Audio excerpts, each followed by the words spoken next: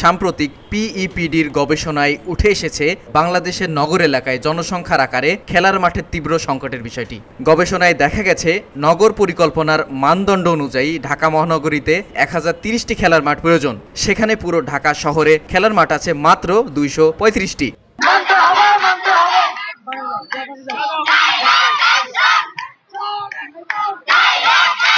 ধুলো, ময়লা ও ক্ষতিকর ধূলিকণা থেকে নিমিষেই মুক্তি দেয় চৌধুরী এয়ার পিউরিফায়ার।